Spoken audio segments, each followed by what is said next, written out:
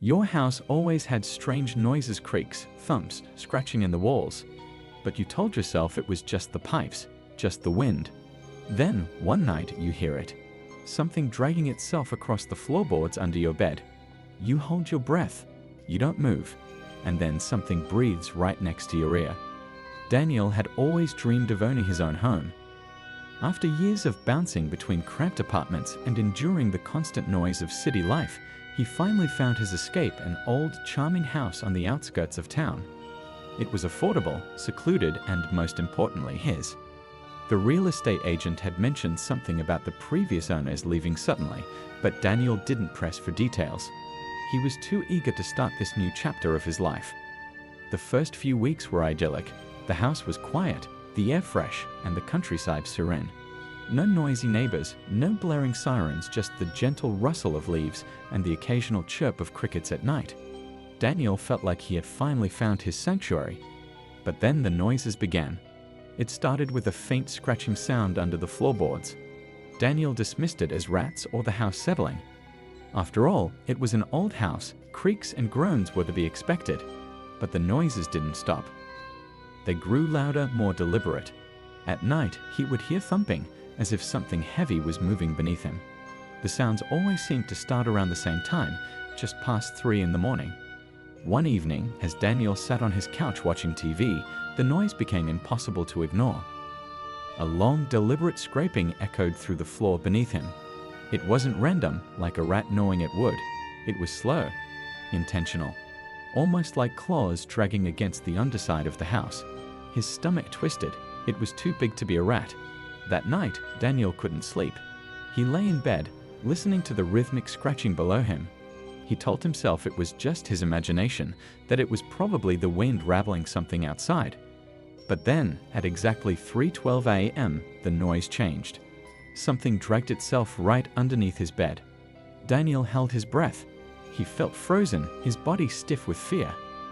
Then, just as his mind started convincing him he was imagining things, he heard breathing. Not his own, something else. Ragged, wet, shallow, but deep. And worst of all, close, right next to his ear. The next morning, Daniel felt exhausted. He tried to convince himself it had been a dream, some half-asleep hallucination. But the fear lingered. He needed proof. He ordered a motion-detecting security camera and crawled under the house to set it up. The space was cramped, dark, and smelled of damp earth. His flashlight flickered as he wedged the camera between 2 beams, angling it toward the deepest shadows. The crawl space extended further than he expected, an abyss of blackness he couldn't see the end of. Something about it felt wrong. That night, as he lay in bed, he felt safer knowing the camera was watching. But when he checked the footage the next morning, his blood ran cold. At 3:12 a.m., the camera caught movement. A pale, skeletal figure emerged from the darkness, moving on all fours. Its limbs were unnaturally long, its body emaciated. But the worst part was its face, or rather, the lack of one. Just hollow pits where eyes should have been. The thing crawled toward the camera with jerky, unnatural movements, then stopped. It stared directly into the lens. Daniel's breath hitched as he watched the footage. He could swear, in those few seconds, the thing tilted its head as if it saw him watching. Then, just before dawn, it disappeared back into the shadows. That day, Daniel called pest control.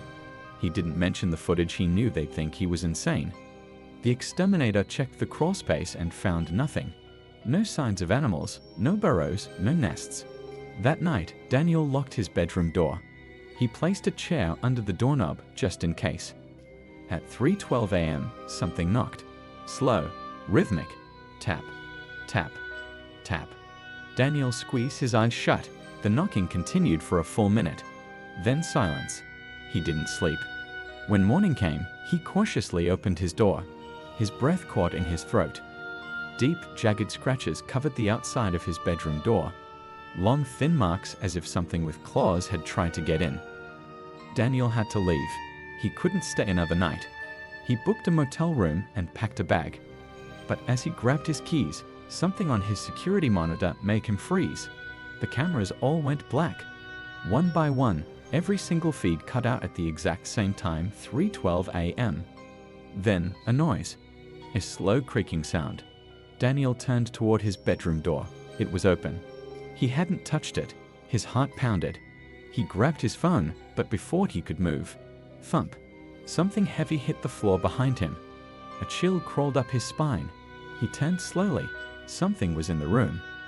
A pale, elongated hand reached out from the shadows. Daniel ran. Daniel never went back. He left the house, abandoning everything inside. When police investigated, they found no signs of forced entry, no intruder, no footprints, no proof of anything at all. The house went up for sale again. The next owner never heard a thing until one night, the bedroom door opened on its own. Inside, just deep, jagged scratches along the floorboards leading under the bed.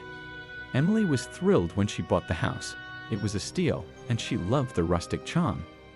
The real estate agent mentioned something about the previous owner leaving suddenly, but Emily didn't think much of it. She was too busy planning how she'd decorate the place. The first few weeks were peaceful. But then, one night, she heard a faint scratching under the floorboards. She told herself it was just the house settling. But at 3:12 a.m., the scratching stopped, and something breathed right next to her ear. They say some houses remember. Some things never leave. The house on the outskirts of town had a history, one that no one dared to speak of. Decades ago, a family had lived there, a mother, a father, and their young son. The boy had been sickly, confined to his bed for most of his short life. When he passed, his parents were inconsolable.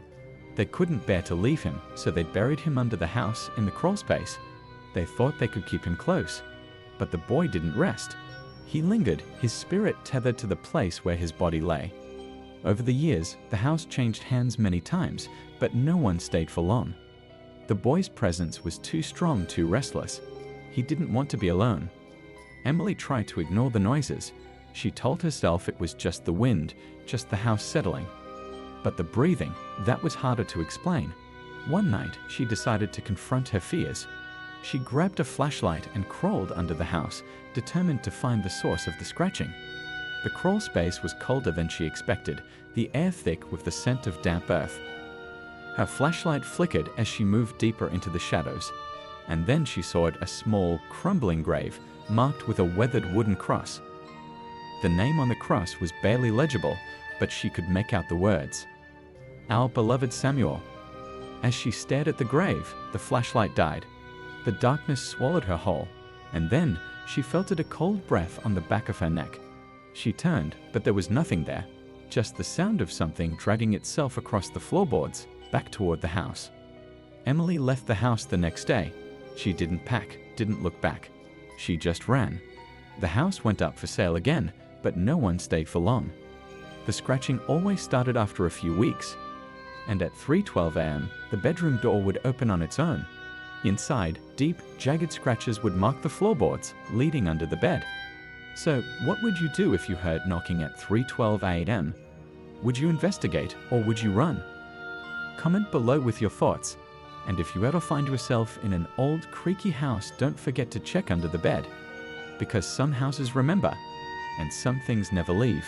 That's all for today's video. What are your thoughts on this? Let us know in the comments down below. And make sure to like and subscribe to our channel for more future updates. See you next time.